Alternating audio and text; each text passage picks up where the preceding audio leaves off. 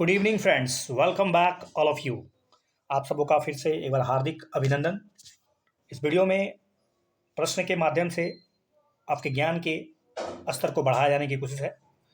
इस वीडियो को आप ध्यानपूर्वक सुनिए और उत्तर देने से पहले आप खुद प्रयास करें। आपके पास 30 सेकेंड का समय है, उसके बाद मैं उसका उत्तर आपको प्रस्तुत करूँगा।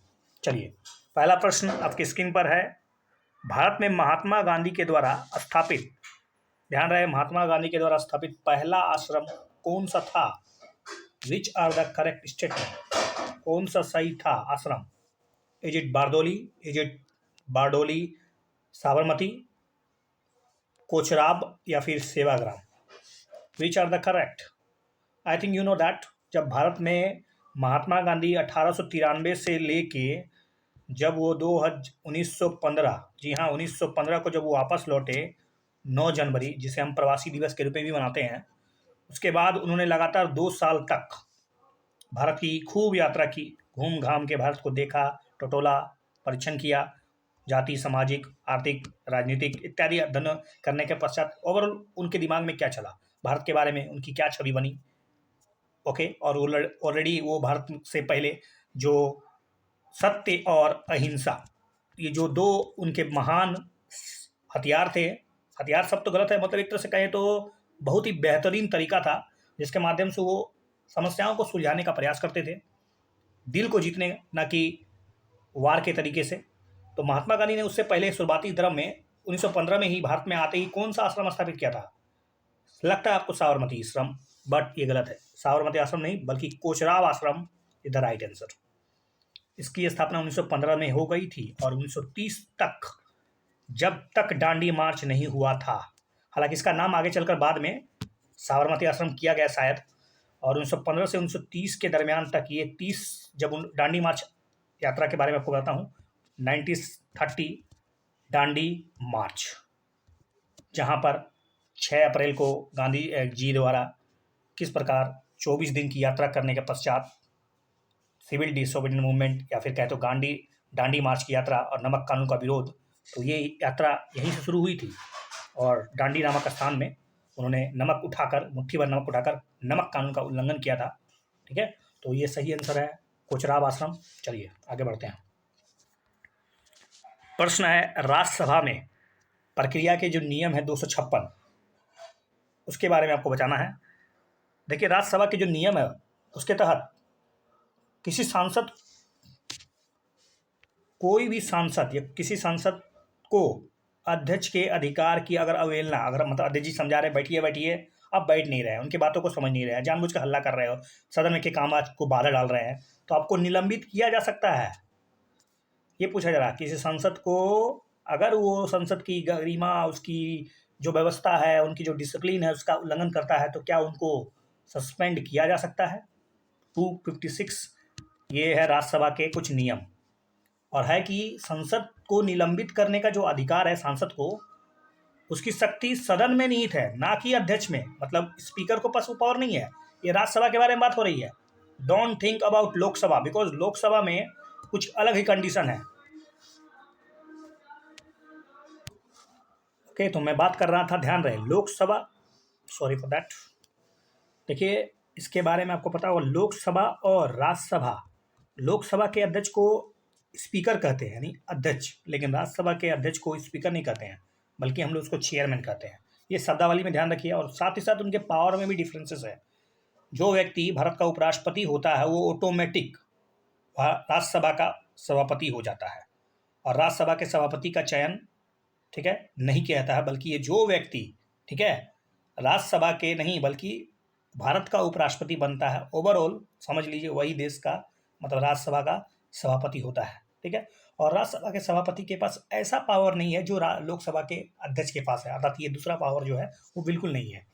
तो इसमें स्पष्ट रूप से कहा गया कि संसद को निलंबित करने की शक्ति अध्यक्ष में निहित नहीं है, तो ये बिल्कुल सही है। सांसद को निलंबित करने के लिए जो शक्ति दी गई है वो राज्यसभा के सदन को ही दे दिया गया है। और पहला ऑप्शन भी मेरे ख्याल से, जानबूझकर आप नियम का उल्लंघन कीजिए तो आपको निलंबन तो करना ही पड़ेगा। हो हल्ला, कभी पर्चे फेंकना तो कभी पर्चे फाड़ना, इस तरह की जो प्रक्रिया हमारे संसद की गरिमा को जितना गिरा रहा है, इसके लिए कुछ ना कुछ तो सिस्टम होना चाहिए, check and balance. So you can simply say this both the option are correct. Let's see. चलिए, तो इसका दोनों का दोनों सही है, सी इज़ द राइट आंसर। चलिए, इसमें मैंने आंसर शीट को एक्सप्लेन नहीं किया हूँ, बस अपने मन से जो कुछ आ सकता है मैं कोशिश करूँगा बताने का। नेक्स्ट क्वेश्चन है आपको, भारत में जो बाल कल्याण समिति है, बाल कल्याण समिति, इसके संदर्भ में विचार करना है। बाल कल्याण समिति, child welfare committee, CWC। Yes, बाल संरक्षण अधिनियम आयोग 2005। देखिए, बाल अधिकार संरक्षण आयोग के अनुसार प्रत्येक जिले के आधिकारिक राजपत्र में अधिसूचना द्वारा राज्य सरकार द्वारा कल्याण समितियों का गठन किया जाता है। क्या ये राज्य सरकार के द्वारा बाल कल्याण समितियों का गठन ये बाल अधिकार संरक्षण अधिनियम 2005 के तहत किया जाता है? ओके। और दूसरा है कि समितियों के पास बच्चों की देखभाल, संरक्षण, उपचार, विकास, पुनर्वास के मामले के निपटान के साथ साथ कुछ बुनियादी जरूरतों को और मानवाधिकारों की सुरक्षा प्रदान करने के अंतिम अधिकार होते हैं। ध्यान रहे, अंतिम अधिकार दिया हुआ है। तो समिति के पास, CWC, yes, child welfare committee के पास बच्चों की देखरेख, वो तो कॉमन सेंस है कि संरक्षण, विकास, उपचार, पुनर्वास इत्यादि के अलावा जो मानवाधिकार की जो गारंटी है उसके लिए उसके पास अंतिम अधिकार दिया गया है। लेकिन ध्यान रहे, पहला स्टेटमेंट देखिए, पहला स्टेटमेंट में, oh sorry for that the question, ये बाल हल्दी है, जी हाँ। तो बात कर रहा था कि ये जो एक्ट है वो शायद 2000 बाल संरक्षण या बाल अधिकार संरक्षण आयोग, ये 2005 नहीं है, ये 2015 है चाइल्ड, और ये एक्ट नहीं है, इसके तहत नहीं, इस एक्ट के तहत नहीं, बल्कि आपको पता होगा चाहिए कि जुवेनाइल जस्टिस एक्ट है। जुवेनाइल जस्टिस एक्ट के तहत CWC गठन किया जाता है, ठीक है। और ये राज्य सरकार को एक तरह से पावर दिया गया है कि वो CWC का गठन करे, और उसका अभी वर्तमान में कुछ नए संशोधन के साथ उसको प्रस्तुत किया गया है। आप उसको अध्ययन कीजिए, क्योंकि जो चाइल्ड बच्चों के संरक्षण के मामले बहुत ही संवेदनशील है मामले हैं, और ये हमारे देश के संवेदनशील वर्गों के साथ साथ सुवेद वर्ग में आते हैं, और इनका प्रोटेक्शन करना, क्योंकि बच्चों के खास करके जिनके माता पिता या जी कोविड-19 के कारण जो प्रभावित हुए हैं उनकी बातों को ध्यान में रखते हुए इसको और भी गंभीर करने की जरूरत है। और जिस तरह से आपको पता होना चाहिए कि जुवेनाइल जस्टिस एक्ट जो था 2015 में, उसमें संशोधन करने के बाद 2020 में भी इसमें संशोधन किया गया है। तो चलिए, इसके बारे में आप समझ चुके हैं। नेक्स्ट है द्विपक्षीय व्यापार निवेश समझौता। ये जो BTI और E, ये जो BTIE है, BTIA, ठीक है, द्विपक्षीय व्यापार निवेश समझौता कभी कभी चर्चा में रहता है। किसके किसके बीच है? भारत और भारत के बीच, किसके बीच? तो बायलैटरल ट्रेड इन्वेस्टमेंट, ठीक है, और एग्रीमेंट, जिसको UPSC ऑलरेडी पूछ चुकी है, I think you know about that. इसका सही जवाब है यूरोपीय संघ। यस, यूरोपीय संघ के द्वारा भारत और भारत के बीच, मतलब ओवरऑल ट्रेड के संबंध में जो हमारे और यूरोपीय संघों के बीच जो ग्लिचेज हैं, जो मतलब समस्याएं हैं, उनको सुधार करने की कोशिश की जाए, और भारत का बायलैटरल जो रिलेशनशिप है विद द यूरोपियन कंट्रीज़, उस यूरोपियन कंट्रीज़ में खास करके जो देश, स्पेशली इंग्लैंड की बात करें, तो चूँकि अभी इंग्लैंड आपको पता होगा ब्रेक्जिट हुआ था, तो इंग्लैंड जो है अब वो यूरोपियन यूनियन का सदस्य नहीं रहा है, तो उसके सदस्य ना होने और उसके बाद जो शेष सदस्य बचे हैं उसके बीच क्या रिलेशनशिप होगा, किस तरह से एग्रीमेंट होगी, everything will be explain in BTIA। Okay, आगे बढ़ते हैं। ये क्वेश्चन है S-400, you know about S-400? S-400 एक ट्रम्प मिसाइल है जो कभी कभी चर्चा में रहता है। कारण क्या है, क्या होता है ये S-400, कौन सी है, क्या है ये? इज इट रूसी रडार, भारत का स्वदेशी मिसाइल, अमेरिकी मिसाइल, और एक लंबी दूरी हवा से हवा में नहीं बल्कि सतह से हवा, सरफेस टू एयर, मार करने वाली एक मिसाइल प्रणाली है। Which are the correct statement about S-400? I think you know about that. स्वदेशी तो होगा नहीं, अमेरिकी मिसाइल है नहीं, रडार प्रणाली ये आप सोच सकते हैं और ये सोच सकते हैं। तो मेरे ख्याल से इसका सही जवाब है D, एक रूसी डिजाइन, एक लंबी दूरी सतह से सतह हवा में मार करने वाली, ठीक है, surface to air defence system है, जिसके माध्यम से लगभग एक बार में 7-8 जो टारगेट है उसको भेजा जा सकता है अगर, और ये लगभग 1000 किलोमीटर की ऊंचाई में, ठीक है, 40 किलोमीटर, 1000 किलोमीटर के रेंज में और 40 किलोमीटर की ऊंचाई तक में किसी को भेज सकता है। अगर एक साथ 4-5 आक्रमण हो रहे हैं आपके एरिया में, तो यहाँ से एयर डिफेंस सिस्टम लगा हुआ है, ठीक है। ये air defence service to air इसको टारगेट करेगा, इसको टारगेट करेगा, एक साथ 7-8 टारगेट को हिट कर सकता है और आपको प्रोटेक्ट कर सकता है। एक डिफेंस सिस्टम बनाया जाता है और ये डिफेंस भी है और साथ साथ हमलावर भी है। तो आपके एक तरह से जैसे आपने पढ़ा होगा साइबर डोम के बारे में, जो इजराइल का बहुत ही बेहतर सिस्टम है, जो इजराइल को उसके चारों तरफ जो घिरे उसके देश हैं, जो एक तरह से शत्रु देश माने जाते हैं, उनसे बचाव के लिए और तमाम प्रकार के जो मतलब मिसाइल प्रक्षेपास्त्र है उसको एक तरह से नेस्तनाबूद करने के लिए किया गया है। एग्जैक्टली वही सिस्टम जो S-400 में है और S-400 की जो डिमांड है भारत को जल्द से जल्द सप्लाई होने वाली है, लेकिन अभी तक इसकी कोई मतलब सही दिशा निर्देश का है, चूँकि भारत पर अमेरिका का सैंक्शंस लगा हुआ है। तो हालांकि अमेरिका और भारत के बीच रिलेशनशिप लगातार बढ़ते जा रहे हैं, तो रसिया के साथ जो संबंध है कहीं ऐसा ना हो कि S-400 अपने ठंडे बस्ते में चला जाए। हालांकि 2022 तक इसको भारत के पास आने की संभावना है। चलिए, जिसके आपको पता होगा हमारे देश में टू फ्रंट वार होने की संभावना हमेशा बनी रहेगी। एक तरफ से पाकिस्तान पश्चिम तरफ से और दूसरी तरफ पूर्वी तरफ से चाइना और यहाँ भारत है। तो डेफिनेटली टू फ्रंट वार में और भारत बहुत नज़दीक है और यहाँ पर S-400 की काम मांग डिमांड जो है काफ़ी हद तक मदद कर सकता है। देखिए, इसके बारे में नहीं बल्कि अगला प्रश्न है, इस प्रणाली 1000 किलोमीटर दूरी तक आने वाली किसी वस्तु को ये टारगेट कर सकता है और दर्जन वस्तुओं को ट्रैक कर सकता है।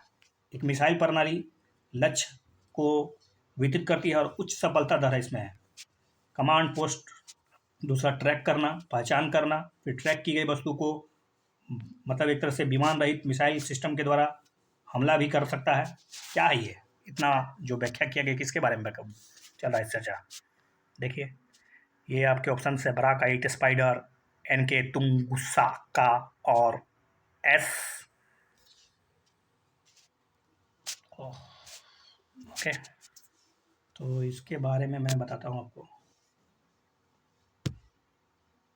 ये मेरे ख्याल से आपको पता होना चाहिए। इसका सही जवाब है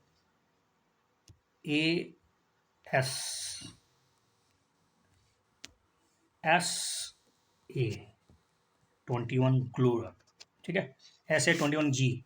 जी हाँ, ये वास्तव में इक्वल टू है S-400 को SA21 ग्रोलर भी कहा जाता है अमेरिकी कंसेप्ट में। तो वही है जिसके बारे में मैं ऑलरेडी आपको चर्चा कर चुका हूँ।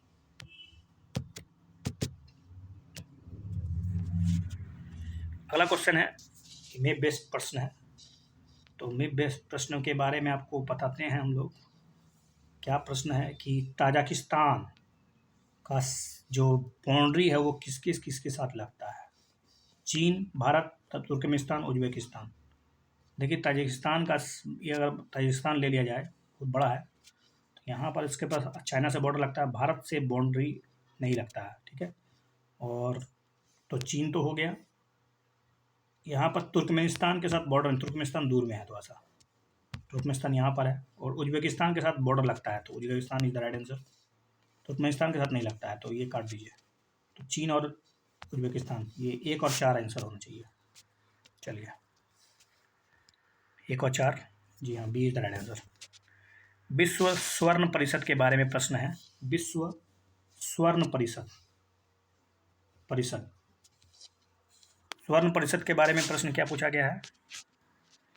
स्वर्ण परिषद पूछता है कि ये स्वर्ण उद्योग के लिए बाजार विकास संगठन है और ये अपने सदस्यों के एक जिम्मेदार तरीके से समर्थन करने और मदद करने के लिए बनाया गया है ताकि मुक्त रूप से स्वर्ण की मानक विकसित की जा सके। ये तो जनरल स्टेटमेंट है, हमेशा होगा। और ये स्वर्ण उद्योग बाजार विकास संगठन का मतलब बाजार मार्केट ड्राइविंग है, मार्केट डेवलपर लोग के द्वारा इसको डेवलप किया गया है। I think you know this is the both the statement are right, 1 और 2। चलिए, अगला क्वेश्चन है अंतर्राष्ट्रीय ऊर्जा एजेंसी के संबंध में। अंतर्राष्ट्रीय international atomic energy agency IAEA के संदर्भ में, भारत के संदर्भ में पूछा गया है कि अगर IAEA के साथ अतिरिक्त प्रोटोकॉल की पुष्टि करने के क्या निहितार्थ है। मतलब अगर आप इसका प्रोटोकॉल को मान लेते हैं, पुष्टि कर देते हैं कि हाँ हम IAEA के प्रोटोकॉल को मानते हैं, तो क्या फ़र्क पड़ेगा? असैन्य परमाणु रिएक्टर IAEA के सुरक्षा उपयोग के अंतर्गत आते हैं। सैन्य परमाणु प्रतिष्ठान IAEA के निरीक्षण के अंतर्गत आते हैं। देश को परमाणु आपूर्तिकर्ता से एनर्जी से यूरेनियम खरीदने का अधिकार मिल जाएगा और देश ऑटोमेटिक एनर्जी का सदस्य बन जाएगा। ऑटोमेटिक एनर्जी का सदस्य बन जाएगा, ये तो गलत है। और यूरेनियम खरीदने पर ये तो पाबंदी लगाता है, ऐसा कुछ नहीं है विशेषाधिकार।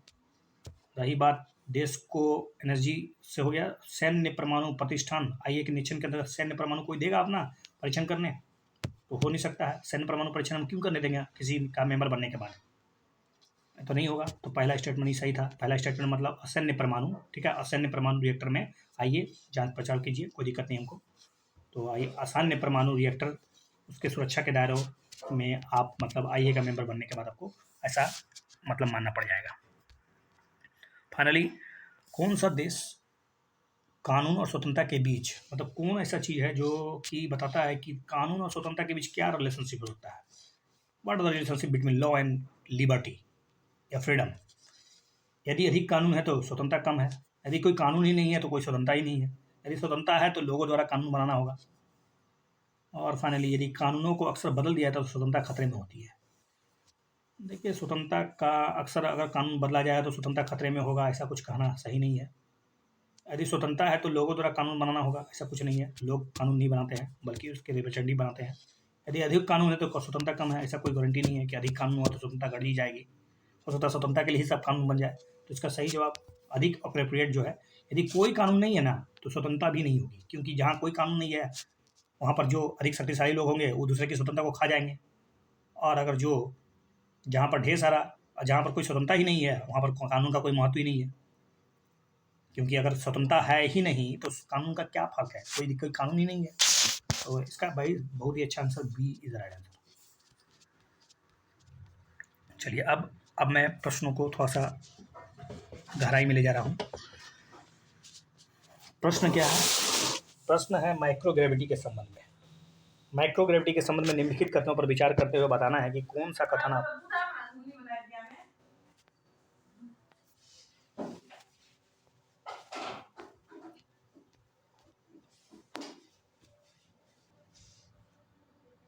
तो माइक्रोग्रेविटी के बारे में which are the correct statement? Microgravity एक ऐसी स्थिति जिसमें लोग या फिर वस्तु भारहीनता का यानी वेटलेस का अनुभव करते हैं। ओके, और ये तब होगा या तब होता है जब चारों ओर गुरुत्वाकर्षण बल 0 हो जाए, तब वस्तु मुक्त रूप से गिरेगी। जैसे कि आप झूला में झूलते थे बचपन में, तो पता होगा इस स्थिति में आने के पश्चात यहाँ से आप जो गिरते थे लगता था फ्री फॉल वाला, लग रहा है कुछ भारी नहीं आपका। या फिर लिफ्ट चलते चलते अगर अचानक लिफ्ट का रस्सी टूट जाए तो लिफ्ट का जो गिराव होगा वो कैसा होगा? या फिर सुनीता विलियम्स हो या राकेश शर्मा हो जो अंतरिक्ष में गए, उनके जो अंतरिक्ष जो यान थे उनके अंदर जो ग्रेविटी है वो कितना है?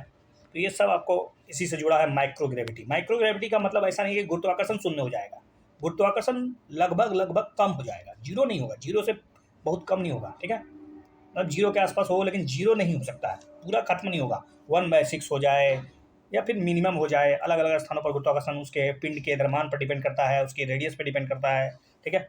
तो यू कैन सिंपली से कि पहला स्टेटमेंट कि माइक्रोग्रेविटी एक ऐसी स्थिति है जब कोई वस्तु भारहीन का अनुभव करता है, तो ये बात बिल्कुल सही है।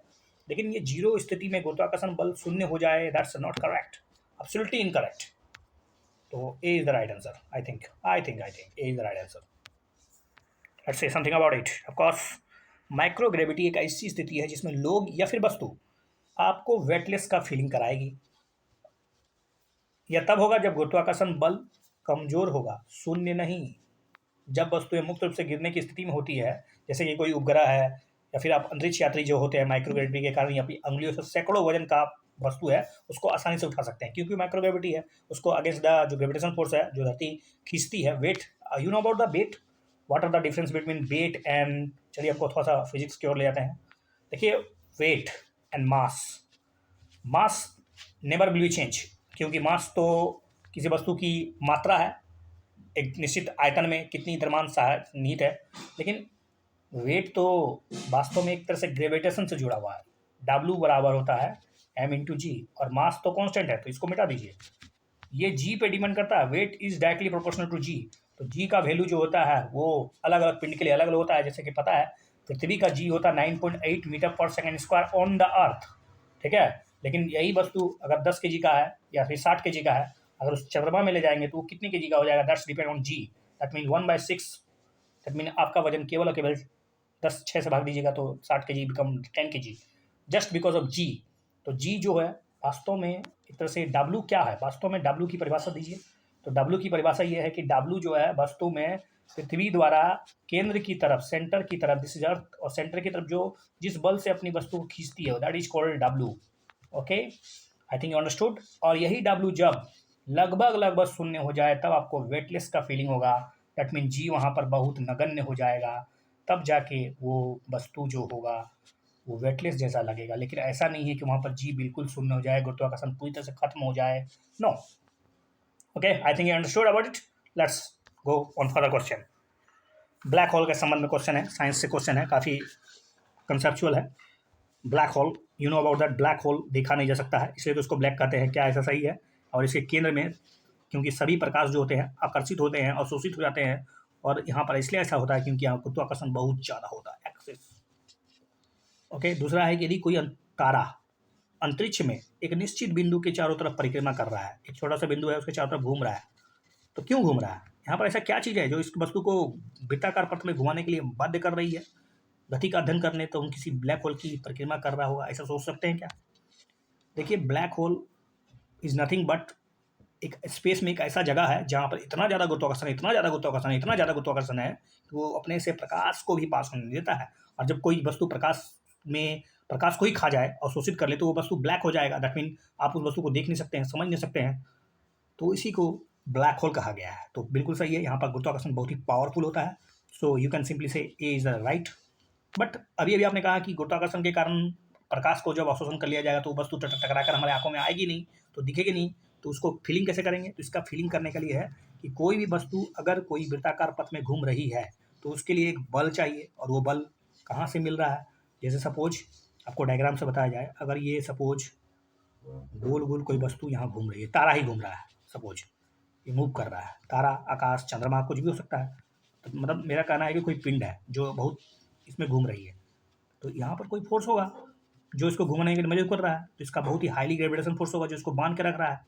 That's why you can simply से यहाँ पर कोई है जो दिख नहीं रहा है, दैट मीन ये तारा जो है ये इस चीज़ के प्रभाव में है, और ये चीज़ जो है ब्लैक होल है। Okay, that's sufficient knowledge about it, C is the right answer. Black hole देखा नहीं जा सकता है क्योंकि इसे केंद्र में सभी और सभी के सभी प्रकाश आकर्षित करने वाले मजबूत गुरुत्वाकर्षण मौजूद होता है। हालांकि वैज्ञानिक गुरुत्वाकर्षण के प्रभाव को इसके आसपास के तारों और उसके गैसों पर देख सकते हैं। यदि कोई तारा अंतरिक्ष में एक निश्चित बिंदु के चारों तरफ घूम रहा है तो वैज्ञानिक का दिमाग चलेगा कि अच्छा, तारे की गति कैसे करेंगे, दैट मीन वहाँ पर कोई ब्लैक होल है, तो तारे की गति का अध्ययन कीजिए, आपको ब्लैक होल की जानकारी लगभग मिल जाएगी। नेक्स्ट क्वेश्चन सिंपल क्वेश्चन है, ये तो पृथ्वी है और ये भूमध्य रेखा है, पृथ्वी के बीचों बीच से जो रेखा गई है उसको भूमध्य रेखा, विषुवत रेखा जो कही है। तो आप भूमध्य से पोल पे जाइए, पोल की तरफ जाते जाइए, इधर भी पोल है, इधर जाइए, कोई फर्क नहीं पड़ता, उत्तर जाइए, दक्षिण जाइए। तो तापमान का जो डिस्ट्रीब्यूशन है वो किसके कारण घटता है? तो भूखंड के कारण ऐसा कुछ नहीं है, महासागर, चक्रवात, ये सूर्यताप के कारण आइसोलेशन जो होता है वो चूँकि आपको पता है। पृथ्वी जो है वो अपने एक्सिस पे, ठीक है, इंक्लाइंड है 23.5 डिग्री, लगभग 23.5 डिग्री झुकी है, 23.5 डिग्री एंगल में इंक्लाइन है एक्सिस स्क्वायर। तो सूरज का प्रकाश जो होता है वो पृथ्वी के विषुवत रेखा पर सालों भर तो लंबवत पड़ता है, लेकिन 23.5 डिग्री दक्षिण, 23.5 डिग्री उत्तर, ये जो कर्क रेखा है, ये जो मकर रेखा है, उसमें जो सूरज की जो प्रकाश की जो मात्रा होती है वो उत्तरायण और दक्षिणायन के आधार पर निर्धारित होती है। और पृथ्वी कब, जब सूरज के सबसे नज़दीक होती है तो उसको क्या कहते हैं, जब पृथ्वी सबसे दूर होगी, यानी सूरज जब सबसे दूर होगा तो उसकी स्थिति में प्रकाश की मात्रा कैसे निर्धारित होगी? तो ये सब के सब सूर्यताप पर डिपेंड करता है। तो simply isolation, insolation, not isolation, insolation. Okay, तो इंसोलेशन के बारे में समझ लीजिए। इंसोलेशन, सूर्यताप की मात्रा डिपेंड करता है, खास करके ये अक्षांश पे डिपेंड करता है। अधिकांश बातें तो अक्षांश, इसके अलावा ऊंचाई पे डिपेंड भी करता है, तुंगता पर यहाँ पर अलग होगा, यहाँ पर अलग होगा, ठीक है, सूर्यताप की मात्रा। उसके बाद वो जो जगह है, क्या वो जगह अगर सपोज ये बीच में है कि समुद्र के किनारे है, that's also affect the, you can simply से, प्रकाश की मात्रा। तो बहुत सिंपल है। तापमान के वितरण को प्रभावित करने वाले एक महत्वपूर्ण फैक्टर जो है उसमें से है सूर्यताप। तो सूर्यताप तापमान की मात्रा को प्रभावित करेगा। इसके अलावा और भी फैक्टर है, लेकिन स्पेशली यू कैन सिंपली से कि तापमान जो है वो पृथ्वी पर आने वाले ऊर्जा की, सौर ऊर्जा की एक मात्रा है। जो भूमध्य रेखा से ध्रुवों की ओर जाने पर घटती है और तापमान भी उससे कम हो जाता है। जैसे टेम्परेचर घटेगा वो ऊर्जा घटेगी तो टेम्परेचर घट जाएगा। नेक्स्ट क्वेश्चन है पल्सर संबंध में। पल्सर, ये वो पल्सर नहीं जो आप बाइक पल्सर 222 जो भी हो। पल्सर एक गैर चुंबकीय घूर्णन और करने वाले न्यूट्रॉन तारे के जैसा होता है जो सूर्य की तुलना में बहुत अधिक द्रव्यमान का होता है। अच्छा, वैज्ञानिक पृथ्वी के सौरमंडल के से दूर के जो ग्रहों की क्रम में पल्सर का अध्ययन कर रहे हैं और ब्रह्मांड दूरी का मापन भी कर रहे हैं। पल्सर का उपयोग ब्रह्मांड की दूरी को मापने में सौरमंडल से बहुत जो दूर ग्रह है उसके बारे में उसका अध्ययन करने के लिए इस्तेमाल करते हैं। अगर आपको पल्सर की जानकारी तो इसका आंसर दे पाइएगा, otherwise it's very difficult for you. Let's see something about it. देखिए इसका सबसे पहले बात तो इसका पहला स्टेटमेंट ये गैर चुंबक नहीं है बल्कि चुंबकीय है, बहुत ज़्यादा चुंबकीय है। तो पहला स्टेटमेंट, बाकी सब कुछ सही है, बस ये गलत है। और वैज्ञानिक इसका इस्तेमाल कर रहे हैं सौरमंडल से जो परे है उसके ग्रहों की अध्ययन करने में और ब्रह्मांड की दूरी का पता लगाने में। तो B is the right answer. Pulsar बहुत ही अतिरिक्त चुंबकीय घूर्णन करने वाले न्यूट्रॉन तारे के जो विद्युत चुंबकीय विकिरण उत्सर्जन करते हैं, इससे विद्युत चुंबक विकिरण निकलता है। Electromagnetic radiation, electromagnetic radiation, electromagnetic radiation, electromagnetic wave ही है और कुछ नहीं है। ये निर्वात में आराम से गमन कर सकता है, प्रकाश की स्पीड से गमन करता है। साथ ही साथ ये विद्युत चुंबक विकिरण जो है electromagnetic wave that's are not affected by magnetic field, electric field, you know about that. जैसे कि एक्स रे है, गामा रे है, यूवी रे है, यूवी इज विजिबल वे है, ये सब इलेक्ट्रोमैग्नेटिक रेडिएशन है। ठीक है, okay, let's something extra about next question. यहाँ तक कि जब पृथ्वी सूर्य के सबसे निकट होगी तब भी बढ़े हुए और सूर्यताप का प्रभाव पृथ्वी पर बड़े पैमाने पर महसूस नहीं होता। इसका कारण क्या हो सकता है? मतलब क्वेश्चन क्या है, जब पृथ्वी सूर्य के सपोज ये आपका सूरज और ये आपका पृथ्वी से बीच की दूरी, सबसे नदी दूरी मान लेता हूँ, उपसौर अपसौर, यू नो अप उपसौर, दिस इज उपसौर। ठीक है, तो उपसौर की स्थिति में भी पृथ्वी सबसे जब निकट हुई तब भी सूर्यताप का प्रभाव पृथ्वी पर उतना भयानक नहीं होता है। कारण क्या होता है? महसूस नहीं होता है। इसका कारण क्या है? इसका कारण है महासागरीय धाराओं का संचलन, दूसरा है व्यापारिक पवनों के माध्यम से उष्मा का जो है पुनर्वितरण, डिस्ट्रीब्यूशन, सब दिशा में व्यापारिक पवनें उसको इधर उधर फैला देती है। Is it right?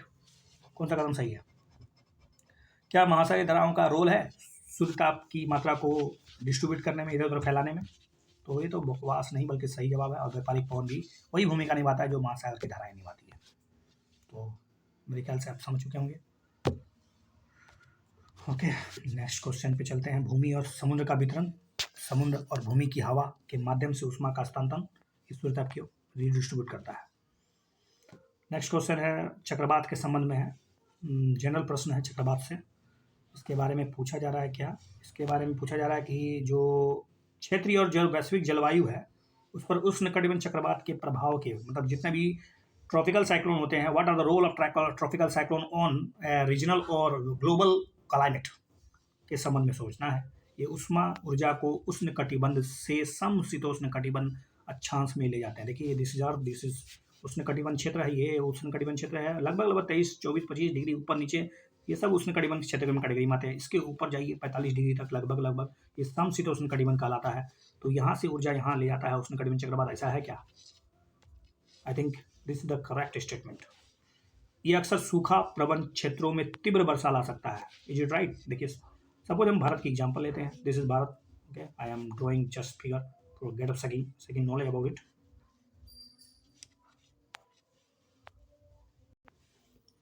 तो मैं बात कर रहा था, I am drawing a map. Okay, मैं एक भारत की मैप बनाने की कोशिश कर रहा था। ये सपोज ये दक्षिण भारत, यहाँ पर चक्रवात बना, यहाँ पर है बे बंगाल, बे ऑफ बंगाल, BOB।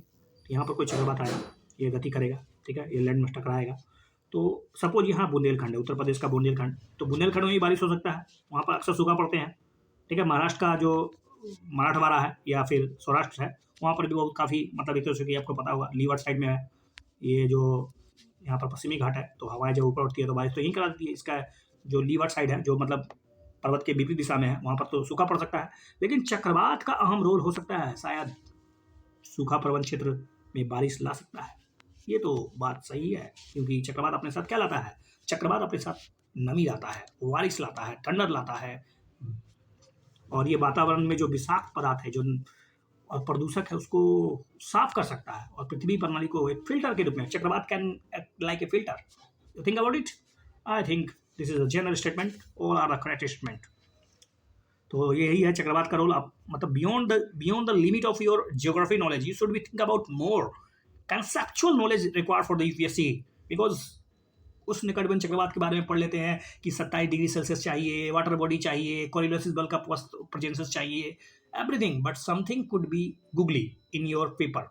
सपोज आप सोच भी नहीं पाओगे ये फिल्टर के रूप में काम करता है, तो ये इस तरह का प्रश्नों को हल करने के बाद आपको सहायता मिलेगा। तो बने रहिए इस चैनल में और देखते रहिए। चलिए, उष्ण कटिबंध चक्रवात सूखे की स्थिति को दूर करने में मदद कर सकता है। अक्सर ये वर्षा लाता है, जब कभी भी चक्रवात आएगा तो वर्षा होती ही है, क्योंकि चक्रवात इसलिए आता है क्योंकि वो अपने साथ वाटर बॉडी लाता है, वाटर बॉडी से होकर गुजरता है, क्योंकि वाटर बॉडी तो रिक्वायरमेंट है। और यहाँ आमतौर पर उस स्थान में तेजी से कमजोर होता है जहाँ पर उसका ऊर्जा का स्रोत जो होता है कट जाता है।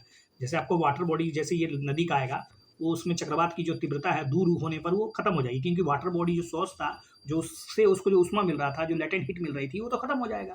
दैट्स बाय चक्रवात यहाँ फॉल हो जाएगा। ओके, तो अगला इसमें क्या बात है, हालांकि बारिश अंतर्देशीय महत्वपूर्ण बाढ़ का कारण भी बनता है, ये बाढ़ भी ला देता है।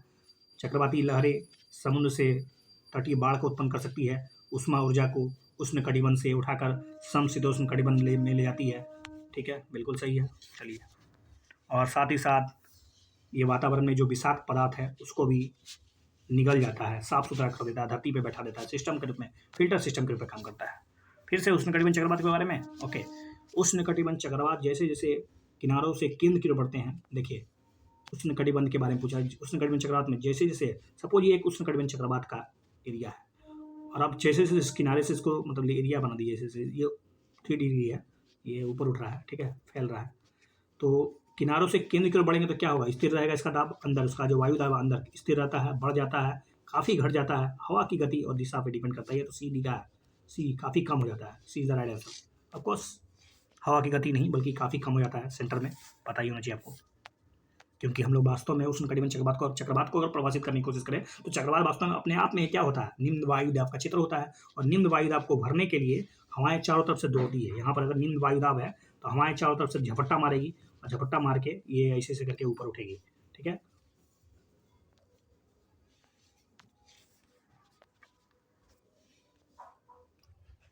तो we are going to discussing about उष्ण कटिबंध चक्रवात। जैसा कि आप जानते हैं, जब कोई भी चक्रवात बहुत ज़्यादा परिपक्व हो जाता है तो चक्रवात के केंद्र में हवाएं बहुत लो हो जाती है, तो हवाएं नीचे उतरेगी यहाँ से शब्दार से, ठीक है, और तलित होती है हवाएं यहाँ पर, और तलित होती है, इसके केंद्र में बहुत ही निम्न दाब क्रिएट हो जाता है, और उसको हम लोग आई कहते हैं, आई ऑफ द साइक्लोन।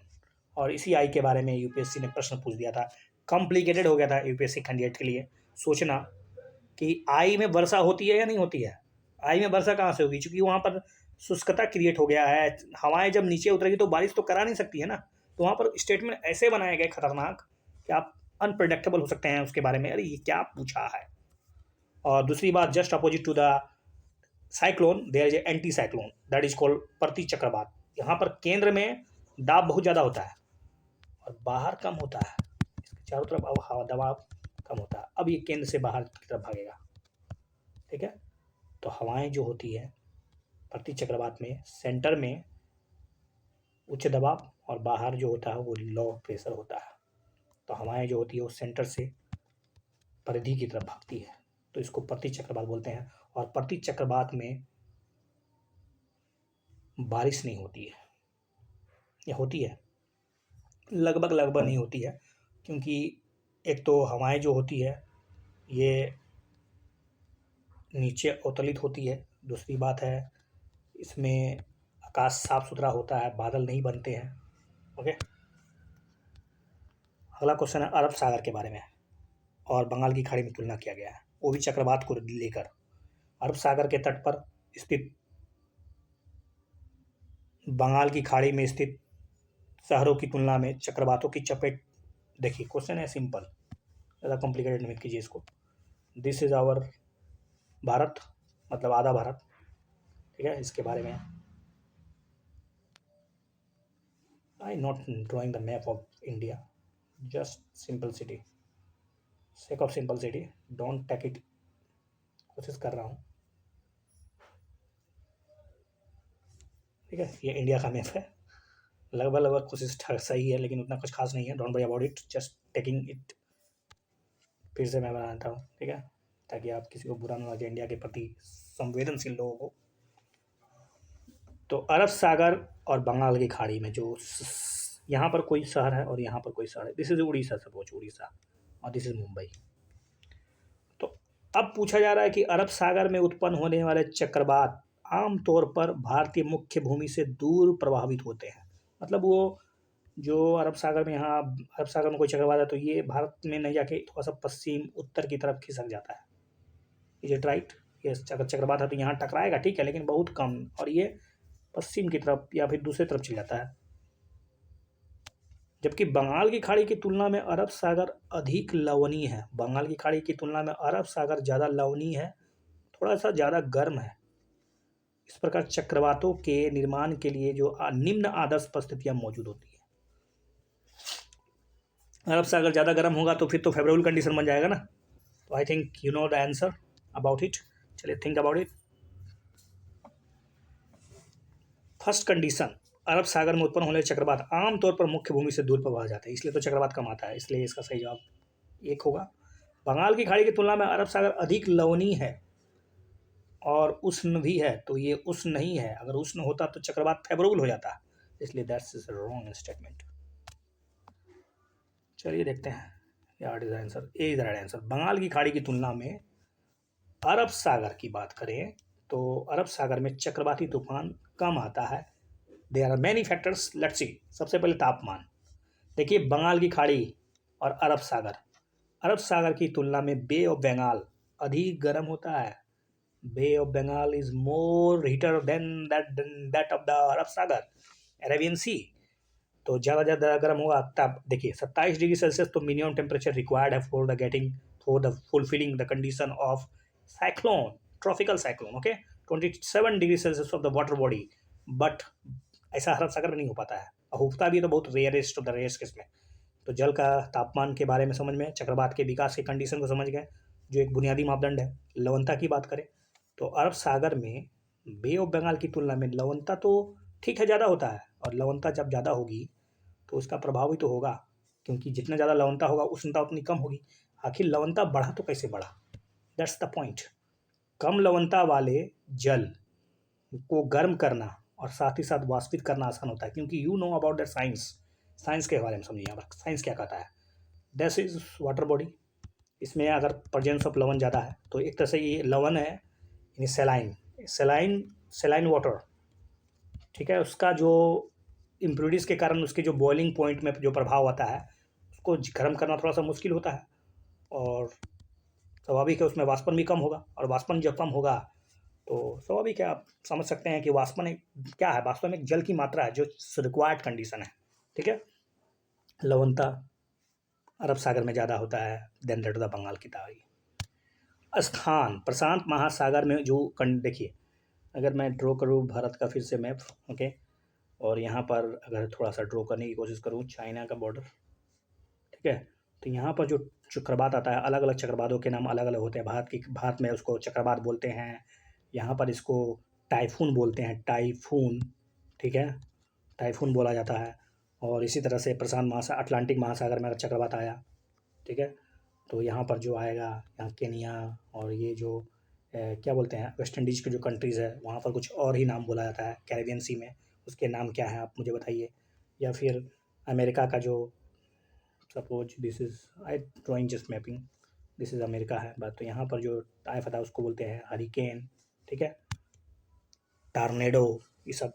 लेकिन बंगाल की खाड़ी की में बात करें तो बंगाल की खाड़ी जो है टाइफून से कहीं ना कहीं ऊर्जा ले लेता है, जो बंगाल की खाड़ी के चक्रवात में एक तरह से रोल निभाता है, जो अरब सागर में संभव ही नहीं है, क्योंकि अरब सागर को पास कैसे करेगा, ये तो वाटर बॉडी है यहाँ पर, या तो लैंड मास से टकरा के यहीं पर खत्म हो जाएगा। अरब सागर तो इधर है, और प्रशांत महासागर का जो यहाँ से जो मतलब ये सपोज आपको पता है वो प्रशांत महासागर, ये आपका अमेरिका, इधर वाला अमेरिका हो गया है वो, तो ये जो अमेरिका का पश्चिमी यहाँ पर जो प्रशांत महासागर है यहाँ और इधर, ठीक है, जब उसको मैप को गोल करके देखिएगा तो आपका ये जो इलाका हो गया, तो ये पश्चिमी इलाका जो है खास करके अरब सागर का, मतलब बंगाल की खाड़ी का प्रशांत महासागर के पश्चिमी इलाका से प्रभाव मिलता है। चलिए ये सब तो कारण पढ़ लिया आपने। अब आते हैं बंगाल की खाड़ी में फिर से चक्रवात, पूरा चक्रवात ही उठा लिया गया पूरा प्रश्न का सीरीज। देखिए चक्रवात के बारे में पूछा जाए बंगाल की खाड़ी में कौन कौन से चार जिम्मेदार है। फिर से चक्रवाती भंवर के निर्माण के लिए कोरियोलिस बल की उपस्थिति, वो तो जनरल सी बात है। Without coriolis force there is no chance at all कि चक्रवात आ जाए, क्योंकि आपको पता होना चाहिए। दूसरा है ऊर्ध्वाधर हवा की गति अत्यधिक परिवर्तन। देखिए ये कंडीशन हो सकता है, ऊर्ध्वाधर हवा मतलब ऊपर उठने वाली जो हवाएं हैं उसमें बहुत ज़्यादा चेंजिंग आना चाहिए। एक बात, पहले से मौजूद कोई निम्न दाब होना चाहिए। और समुद्र तल प्रणाली के ऊपर ऊपरी विचलन, समुद्र तल प्रणाली के ऊपर विचलन होना चाहिए, डिस्टर्बेंसेस होना चाहिए। Which are the correct statement, think about it. Bengal की खाड़ी चक्रवातों के बारे में आप अगर जरा सा ध्यान से सोचिएगा, देखिए इसके ऑप्शन इलिमिनेट किए जा सकते हैं। ये ऊर्ध्वाधर हवा यानी ऊपर उठने वाली हवाओं में अगर ज़्यादा डिस्टर्बेंस होगा ना तो चक्रवात जो होगा वो डिस्टर्ब हो सकता है, कट जाएगा चक्रवात। तो दो खत्म, तो दो हटाइए। ये three is the without knowing anything just getting one information about cyclone you can get your answer. तो मेरे ख्याल से इसका सही जवाब तो मिल गया है। चलिए इसके बारे में थोड़ा सा एक्स्ट्रा बातें करते हैं। बंगाल की खाड़ी के क्षेत्र में चक्रवातों की उत्पत्ति के कुछ जिम्मेदार कारक, सबसे पहले तो 27 डिग्री सेल्सियस, जैसे मैंने बहुत बार बताया इसमें 27 डिग्री सेल्सियस, 27 डिग्री सेल्सियस से अधिक। भंवर के निर्माण के दौरान कोरियोलिस बल, यू नो अबाउट दैट, इसके बारे में थोड़ा सा बात करूंगा अभी। ऊर्ध्वाधर हवा की गति में निम्न परिवर्तन होना चाहिए, यही कंडीशन था वहाँ पर, निम्न परिवर्तन। अगर ऊर्ध्वाधर हवाएं बहुत ज़्यादा चेंजिंग होगी ना तो चक्रवात कमजोर हो जाएगा। पहले से मौजूदा निम्न दबाव एक कंडीशन होना चाहिए, ये बात, अर्थात निम्न स्तर का चक्रवाती परिसंचरण और समुद्र तल प्रणाली के ऊपर ऊपरी अपसरण होना चाहिए, समुद्र तल के ऊपर अपसरण होना चाहिए। तो ऐसा मतलब डोलना चाहिए। चलिए देखिए इसके बारे में थोड़ा सा एक्स्ट्रा पॉइंट मैं बताता हूँ कि अगर ये अर्थ है, दिस इज आवर अर्थ, ये बीचों बीच विषुवत रेखा है, इसके 0 से 5 डिग्री अक्षांश में ये वाला जो एरिया है इसको हम लोग लगभग क्या कहते हैं, डोल ड्रम कहते हैं। तो डोल ड्रम में हवाएं जो होती है, ठीक है, बहुत ही शुष्क होती है, शुष्क वाला क्षेत्र होता है, गलत, ठीक है। यहाँ पर जो हवाएं होती है ना, यहाँ पर कोरियोलिस बल लगभग 0 होता है। विषुवत रेखा में कोरियोलिस बल 0 होने के कारण यहाँ पर चक्रवात नहीं आता है, ठीक है, 0 से 5 डिग्री के आसपास ऊपर नीचे। तो ये क्षेत्र चक्रवात का एरिया नहीं है। Okay, that's why. क्यों इसका कारण है, इसका सिंपल सा कारण है, due to the absence of coriolis force, CF नहीं होता है, इसलिए विषुवत रेखा में चक्रवात नहीं आती है। हाल के समाचार में एक फिर से चक्रवात का क्वेश्चन है, करंट अफेयर से जुड़ा हुआ है। ये बम चक्रवात क्या है? ये बम चक्रवात तीव्र गति से संचालित होने वाला एक तूफान है। समुद्र में उठने वाला समुद्र में मतलब पैमाने पर मानवजनित विस्फोट किया गया है। दक्षिणी गोलार्ध में उच्च दबाव का क्षेत्र है, या उपरोक्त में कोई सा नहीं है। Which are the correct? I think पहला स्टेटमेंट राइट है। चलिए ये इज द राइट आंसर। एक तो चक्रवात जो कि तूफान है, बस, नथिंग अबाउट इट। बम चक्रवात बस एक तूफान है, तीव्र गति से संचरण करता है और पृथ्वी की सतह के पास वायुमंडल में हवा का तेजी से ऊपर उठना और वायुदबाव में अचानक गिरावट आ जाना। क्योंकि बहुत तेजी से उठेगा तो यहाँ का वायु क्या हो जाएगा, दबाव बहुत कम हो जाएगा, यहाँ पर बहुत दबाव कम हो जाएगा, ठीक है। 24 घंटा के भीतर 24 मिली बार भी कम हो सकता है। That's very important. भारत में अगला क्वेश्चन है इकोनॉमिक्स, या फिर कहे जो इससे भी कहे आप, ज्योग्राफी से कहे, किससे कहेंगे आप। चलिए इसको मैं हिस्ट्री से मानता हूँ। दैट्स भारत में पंचवर्षीय योजना के बारे में सोचना आपको। योजना अवकाश 1966 से 1969 के बीच में था। ओके, दूसरा स्टेटमेंट, ये जो गरीबी हटाओ का जो नारा है, क्या ये चौथी पंचवर्षीय योजना का था? गरीबी हटाओ का नारा चौथी पंचवर्षीय योजना से जुड़ा है, गरीबी हटाओ। और ये तीसरी पंचवर्षीय योजना महालनोबिस मॉडल पर टिका हुआ है। देखिए कुछ चीज़ें आपको रटना पड़ता है, जैसे ये चीज़ रटना पड़ेगा कि तीसरी पंचवर्षीय योजना महालनोबिस मॉडल पर था कि नहीं। जी नहीं, तीसरा तो ख़त्म कर दीजिए पहले। महालनोबिस मॉडल पे नहीं था भैया। महालनोबिस मॉडल तो आप समझते होंगे, जैसे हेराल्ड डोबल मॉडल है, महालनोबिस मॉडल दूसरी पंचवर्षीय योजना का था शायद। आई हार्ट रिमेंबर वर्ड। गरीबी हटाओ ये भी गलत है, क्योंकि गरीबी हटाओ जो है ना वो पाँचवीं पंचवर्षीय योजना का था, पाँचवीं पंचवर्षीय योजना आई थिंक। देखते हैं इसका सही जवाब, केवल और केवल C is the right answer. I think C is the right answer, C. देखिए तीसरी योजना जो है विफल रही, तो तीसरी विफल योजना के बारे में बात करेंगे थोड़ा सा। इस योजना के अवकाश 66 से 67 67 69 1980 घोषणा के लिए मजबूर होना पड़ा। क्यों? देखिए इसके पीछे समझिए, इसके पीछे कुछ कारण थे, आपको मैं कारण बताता हूँ। एक तो 1962 में युद्ध हुआ, उसका प्रभाव कहीं न कहीं था। 1965 में भारत-पाकिस्तान युद्ध हुआ, वो भी प्रभाव में था। और 66 में अकाल पड़ गया देश में।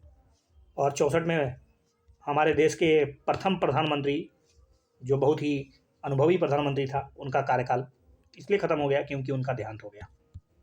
ये 4 ऐसे बड़े फैक्टर थे जिसके कारण योजना अवकाश तरह से सफल नहीं रहा और पंचवर्षीय योजना इसी बीच में रोक देनी पड़ी। 3 पंचवर्षीय 3 साल के लिए लाया गया, 1-1 साल करके लिया। रही बात तीसरी पंचवर्षीय योजना, एक गॉडगिल योजना पर आधारित थी, ठीक है? गॉडगिल फार्मूला पर आधारित था, Gadgil, not Gadgil, it's Gadgil, okay? और राह चौथी पंचवर्षीय योजना जो लिखा है गरीब हटाओ, यार आई थिंक इट्स रॉन्ग। 5वीं पंचवर्षीय योजना था यहाँ पर। 1971 में गरीब हटाओ का नारा दिया गया था। उसी के आधार पर तो प्रधानमंत्री इंदिरा गांधी ने अपना परचम लहरा दिया था और भारी मतों से जीती थी। लेकिन अफसोस के कारण 1975 में जो उनसे गलतियाँ हुई, जो खामियाँ हुई, उनका मतलब एक तरह से खामियाजा भुगतना पड़ा और फिर से 77 में चुनाव हार गई और फिर जनता पार्टी की सरकार बनी और पहली बार मतलब गैर कांग्रेसी सरकार बनी। हालांकि वो भी कुछ अपने आपसी विवादों के कारण, आपसी तालमेल के अभाव के कारण विफल रही और फिर दोबारा 1980 से 1984 में जब इंदिरा गांधी वापस लौटी, जनता ने उनको स्वीकारा और फिर फाइनली जाके उनके द्वारा अमृतसर में जो कुछ हो रहा था, जिस तरह से पंजाब में दंगा बढ़ रहे थे, आतंकवादी गतिविधियाँ बढ़ रही थी, जनरल सिंह भिंडरावाला की लगातार पहुँच मतलब सरकार से ऊपर होती जा रही थी और इस परिस्थिति को ध्यान में रखते हुए जब कई प्रकार के प्रयास किए गए, उन्हीं में से एक ऑपरेशन ब्लू स्टार चलाया गया। अमृतसर के जो अकाल तख्त है उसको नुकसान पहुँच गया और इससे आहत मतलब एक तरह से संवेदनशील वर्ग सिख वर्गों को दुख हुआ और फाइनली उन्हीं के बॉडीगार्ड ने इंदिरा गांधी को गोली मार दी और हमारे देश की महान लेडी, आयरन लेडी कहें तो इंदिरा गांधी हमारे देश से विदा हो गई, हमारी धरती से विदा हो गई। और ओवरऑल कहें तो इंदिरा गांधी और प्राइम मिनिस्टर, हमारे देश के वर्तमान प्राइम मिनिस्टर की जो नीतियाँ हैं उनमें बहुत कुछ खूबियाँ हैं, लेकिन 75 की जो गलतियाँ थी उनसे सीख लेना चाहिए, दोबारा ऐसी गलती ना दोहराया जाए। हालांकि संविधान इसको पूरी तरह से वंचित करता है कि आप दोबारा आपातकाल के बारे में सोचिए मत। आइए चलिए, बहुत बात दिया मैंने, एक्स्ट्रा पॉइंट। नेक्स्ट क्वेश्चन है, Lee commission civil service, MacDonnell commission press, Sargent योजना शिक्षा, मतलब कौन सा pair which are the correct? Lee commission, you know about that Lee commission civil service के बारे में? ये सही है क्योंकि ली कमीशन 1921 में कहा कि जल्द से जल्द भारत में भी परीक्षा कराया जाए। दूसरा है सर्जेंट योजना, शिक्षा से जुड़ा हुआ है, शिक्षा के कई प्रयास के कई योजनाएं लाई गई, उसमें से सर्जेंट एक था। तो बात करते हैं थोड़ा सा शिक्षा के बारे में।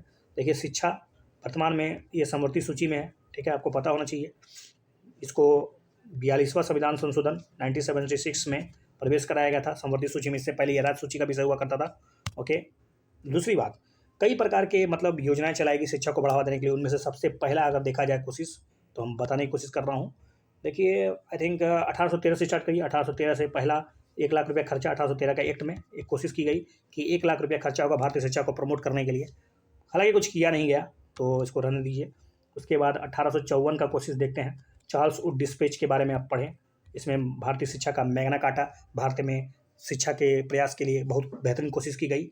इन्होंने बल दिया कि प्राथमिक शिक्षा जो होनी चाहिए वो स्पेशली खास करके अपने मातृभाषा में हो और आगे चल के जो हायर एजुकेशन है उसको कम से कम वर्नाकुलर लैंग्वेज में पढ़ाया जाए और जब कॉलेज की परीक्षा हो या कॉलेज की पढ़ाई लिखाई हो तो वो अंग्रेजी शिक्षा पर हो तो बेहतर होगा। इन्होंने कोशिश की कि महिलाओं के शिक्षा को प्रमोट किया जाए, व्यावसायिक शिक्षा पर बल दिया जाए और यहाँ तक कि इन्होंने अंग्रेजी शिक्षा को प्रसार करने की भी कोशिश की। तो ये था चार्ल्स वुड डिस्पैच 1854 के बाद।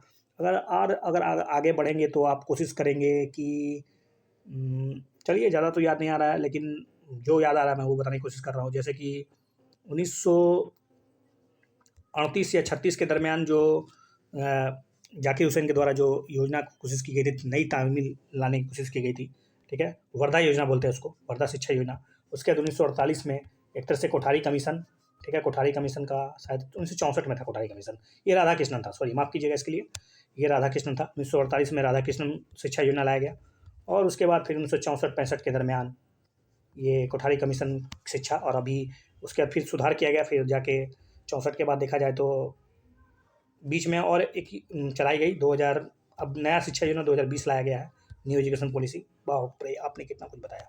चलिए, तो सार्जेंट शिक्षा योजना जो है वो शिक्षा से है। ली कमीशन, ये मैकडोनाल्ड जो है ना, ये मैकडोनाल्ड एक अकाल से है भैया,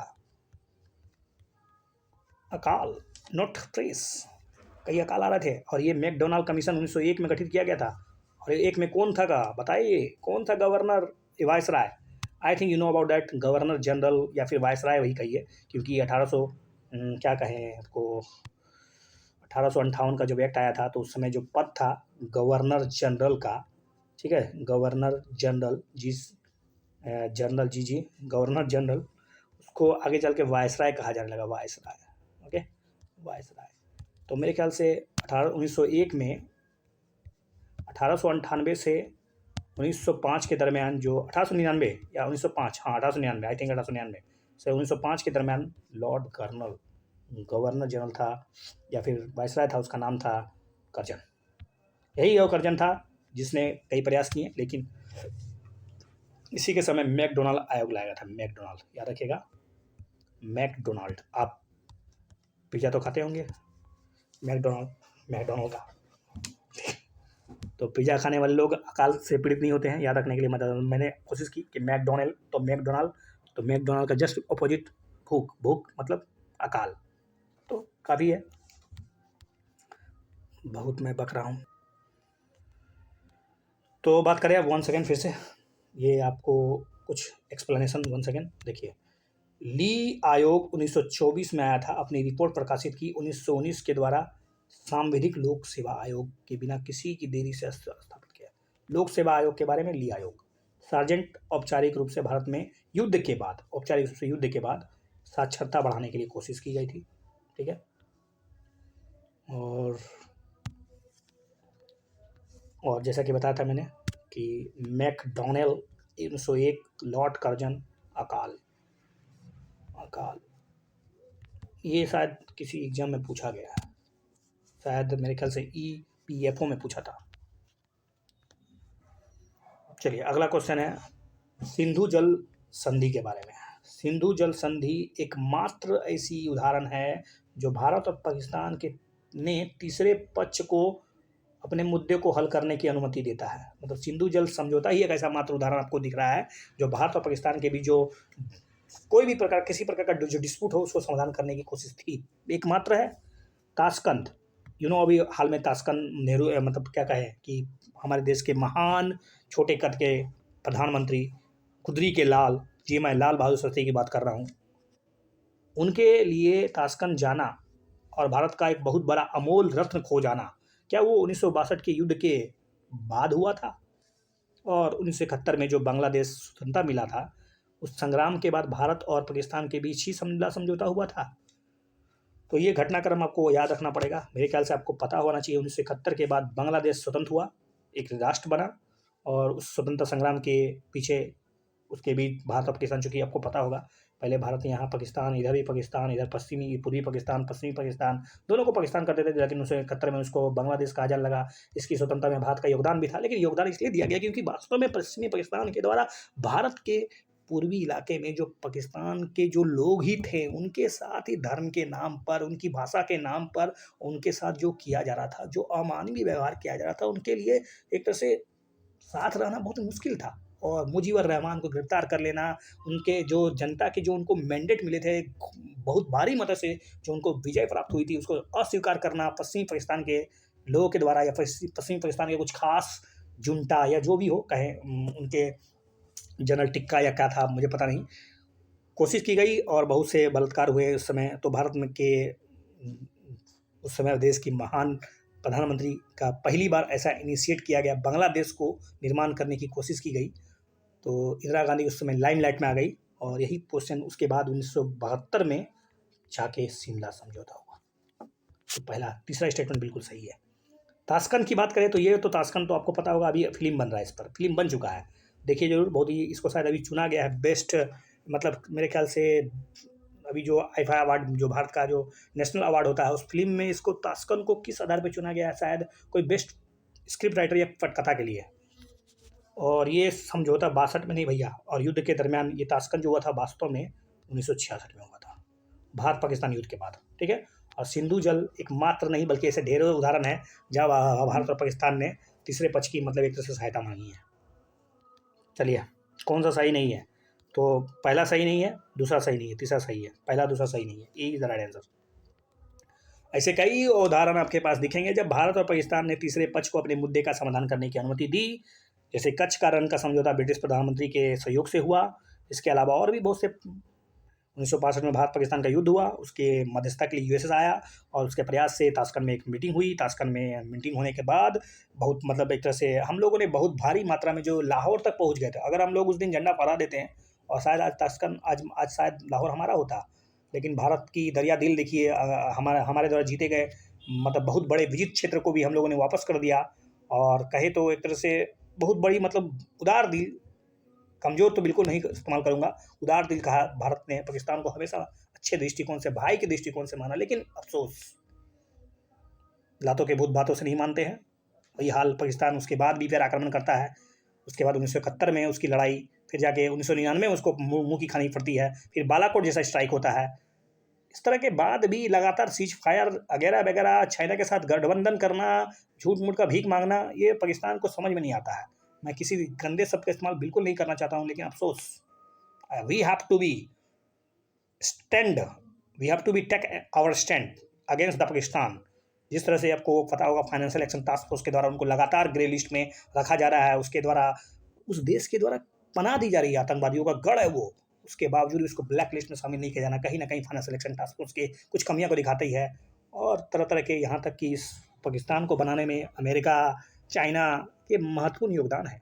ये जो पाकिस्तान था वो उतना बुरा नहीं था, लेकिन अफसोस। हमारे देश के महान प्रधानमंत्री 1966 में ताशकंद पहुँचते हैं, उज्बेकिस्तान की, पता होगा आपको इसके बारे में, उज्बेकिस्तान का जगह है और वहाँ पर कुछ होता है और अगले दिन हमारे खबर आती है कि हमारे देश के प्रधानमंत्री लाल बहादुर शास्त्री नहीं रहे। ये दुखद है, बहुत दुखद है। पता भी नहीं चला कि उनकी मौत हुई कैसे, उनके बाद उनका तो पोस्टमार्टम भी नहीं किया गया। हम किस देश के वासी हैं जहाँ पर हमारे देश के प्रधानमंत्री का मौत का कारण नहीं पता चलता है। यहाँ पर कुत्ते अगर हेरा जाते हैं तो उनका पोस्टमार्टम होता है, पता चलता है, उनके पीछे सैकड़ों पुलिस लगा दी जाती है। लेकिन अफसोस अब कुछ स्थिति बदली है। तो 1972 में शिमला समझौता हुआ था, भारत और पाकिस्तान के बीच बांग्लादेश का निर्माण हुआ था। ताशकंद समझौता के बारे में मैंने बता दिया। चलिए, बहुत बेहतरीन। भारत रूस शांति मित्रता और सहयोग संधि के बारे में आपको बताना है। भारत रूस शांति मित्रता, देखिए भारत रूस शांति मित्रता, ये जो 1971 में हुआ था या फिर 62 में, देखिए संधि 1962 में हुआ, मेरे ख्याल से स्टेटमेंट बकवास है,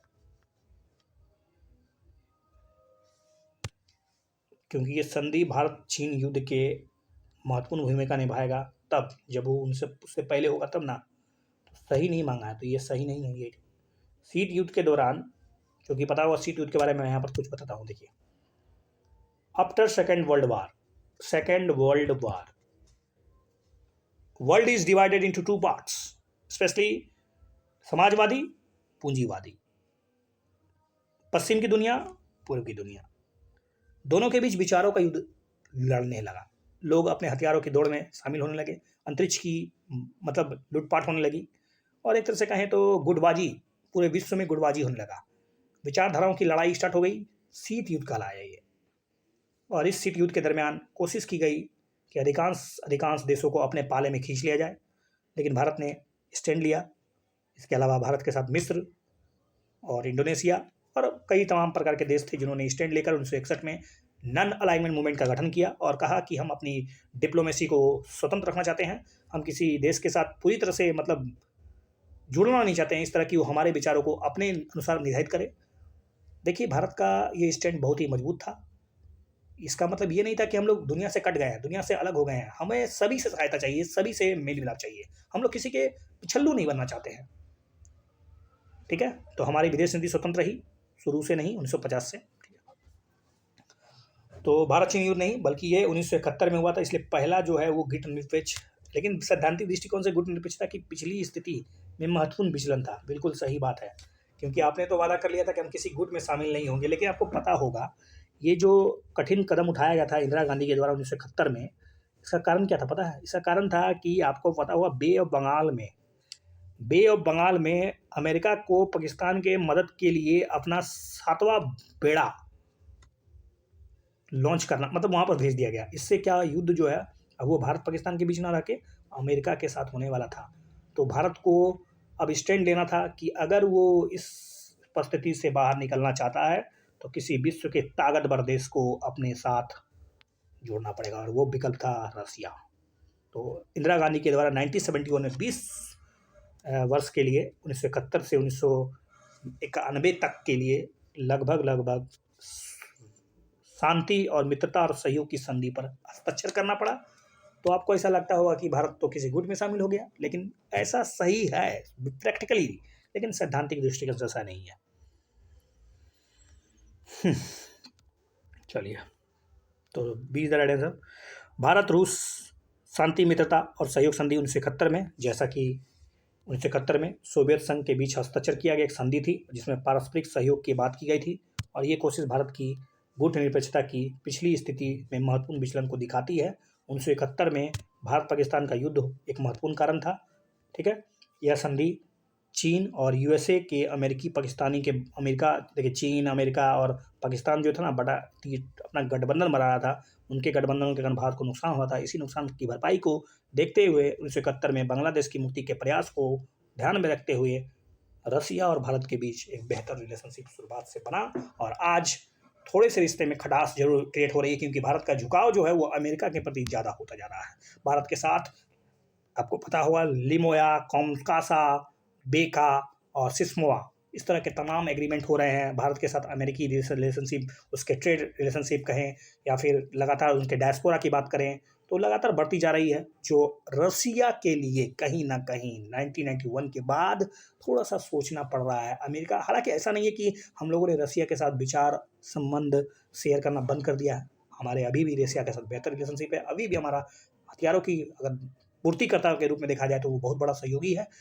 तो ये कहना कि हम रसिया से मतलब कटाव महसूस कर रहे हैं, ऐसा बिल्कुल सही नहीं है। हाँ, कुछ हद तक रसिया के जो कुछ नीतियां हैं जो अब मतलब धरातल पर नज़र आने लगी है, जैसे अफ़गानिस्तान के साथ उसका जो स्टैंड है, या फिर कहे तो पाकिस्तान के साथ उनके साथ जो रिलेशनशिप बन रहे हैं, चाइना के साथ उनका फिर से बेहतर रिलेशनशिप सेटिंग हो रहा है। तो ये हमारे लिए चिंता का विषय है और इस पर विचार करने की जरूरत है। भारत को खास दृष्टिकोण बनाना होगा और अमेरिका के पिछल्लू नहीं बनना चाहिए।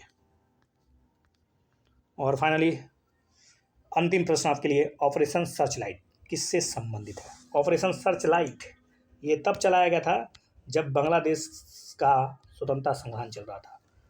ठीक है, ऑपरेशन सर्चलाइट। तो इसमें किससे संबंधित है? असम से कि सिक्किम से कि झारखंड से? झारखंड तो उस समय बना ही नहीं था, Himachal Pradesh, Sikkim is the right answer. तो मैंने लगभग आपको 50 नए नए टॉपिक के बारे में बताया। प्रश्न मैंने 20 ही सॉल्व किए हों, लेकिन मैंने एक्स्ट्रा बातें बहुत की है। इस वीडियो को आप देखें।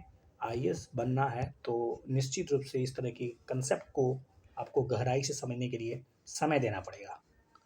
और अगर आपकी प्रिपरेशन में किसी प्रकार का कोई सहयोग हो पा रहा है तो आप इस चैनल को सब्सक्राइब भी कर सकते हैं, और साथ ही साथ अपने तमाम जो दोस्त हैं अगर वो इस तरह की तैयारी कर रहे हैं और उनको लग रहा है कि इससे फ़ायदा होगा तो आप इस वीडियो को देखिए और शेयर भी कीजिए।